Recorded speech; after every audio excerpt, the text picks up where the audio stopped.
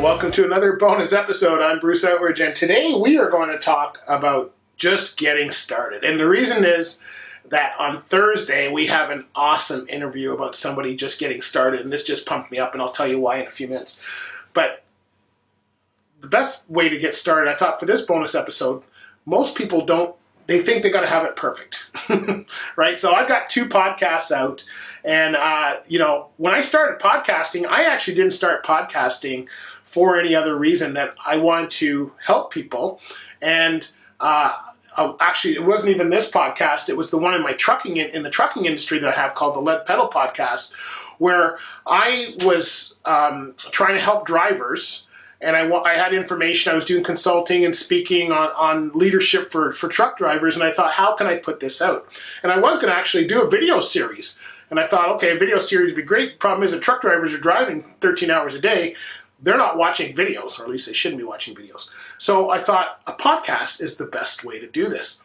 And so I started the podcast, and I really started the podcast. I remember that first time I started, I was just sitting in the room here, and I didn't even have all this set up here that I got today. I just had one mic, and I had plugged into the laptop, and I was just talking. And I remember my wife going, "Who are you talking to? Like, there's nobody there." And I was just talking and talking and talking.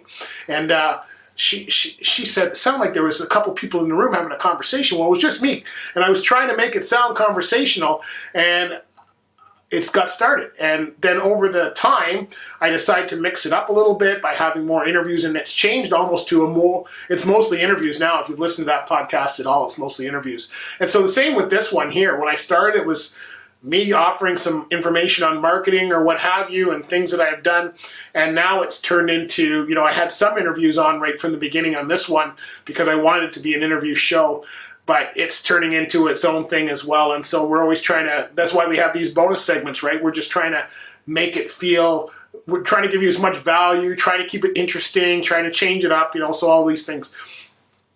But on Thursday, so this Thursday, we have an episode, and my son Kyle is on it. And I'm if you're a parent, you know how much joy it brings to be able to do something like this with your kids. So my son Kyle will be my guest. And the reason my son Kyle is going to be my guest on Thursday is because he's starting his own podcast. And I couldn't be more excited for him. So you're going to have to join us Thursday to find out all about that. But today's message is to just get started with your journey. And this is probably the coolest thing. Just get started. Don't worry about the end goal. My other podcast here, this one here, we haven't kind of figured out the model for monetizing this yet. I've learned I don't monetize anything until I have at least 100 episodes in the bag. So we're almost there. Actually, the end of this month, we will be at the 100 mark, and we'll decide what we're going to do at that point. But you need 100 to just kind of find your voice, just kind of find the theme, and this is where most people I find go wrong. A lot of them are trying to figure out the end game because they say there's no sense starting something if you don't know the end game. Well, there can't be anything more incorrect than that, my friends. Sometimes you just need to get started so that you've got to find your voice, even when you know what your information is going to be about. Even when I've had all these shows written out, I knew what these shows were going to be. I tape a month and a half in advance, and I still am figuring it out. I may be just slow. I'll give you that. I might just be slow. But you know what? While you're doing that, you're going to find different ways to do things. You're going to find better ways to work with the equipment. You're going to find better processes.